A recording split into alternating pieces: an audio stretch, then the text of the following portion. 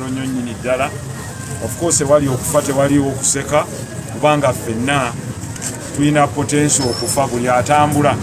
Olwaleero Kato akedde ng'atambula bulungi nnyo ng'akutupa ne sawuti y'amaanyi. Nze ansinkanyeko ampiseeko awo ku ofiisi gwe mulundi gwensoose okwogera ne Kato ne tumala just dakiika 3 era zze bw'ati naŋŋaabula ne mugamba ate Kato wange.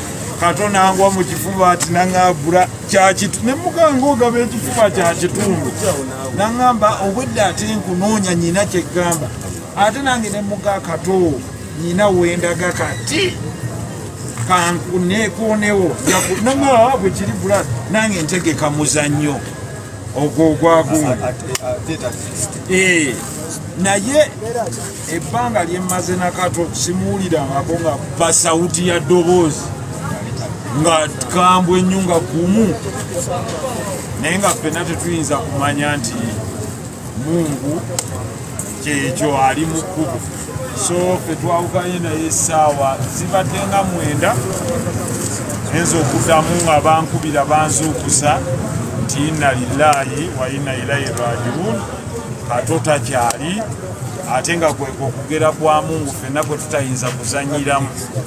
Allah bw'aba ageze ebisigadde. Naye oyo Kato wammwe musaazi.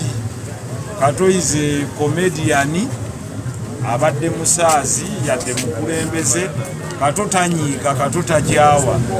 Yoyo is there, that's why buli omu aliwo olwa Kato. Mbebaza nnyo mwenna abavuddeyo. You know? Yes. Ekyo. So kyekyo bannange Allah kyekyo kyatugeredde.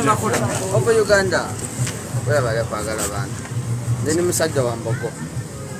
So kyekyo tujja kuba tubategeeza kikudde ku mukwano gwange si kirungi era kiwuliriza ne baŋŋamba gye ntabadde ntambulidde era nenzija nange ndabe mukwano gwange ono Kato Lubwama mbadde n'ebbanga eddene wadde siri muyimbi naye ate nze ndi musajja mukozi wa mirimu mirala.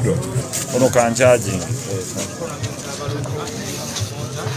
kitalo nnyo bannange ono ne Kato Lubwama afudde. Tuli wano mu ddwaliro wafiiridde afudde essaawa ndowooza ng'emu eyise. Kitalo nnyo abadde mulamu ebisala wonna bwatyo bwateekateeka ye abaamanyi kalenda eweddeko wako maireji weggwerako nga tosobola kwongerako kintu kyonna. So ebirala tujja kubibategeeza nga tuyita ku mikutu gyaffe egy'enjawulo. Bwetutyo bwe tuli embeera mwe tuli. Honorable Kato Lubwama asiize omwenkomerero. Obako message yono kitunyweta papa. Kubiddwa essimu badde waka.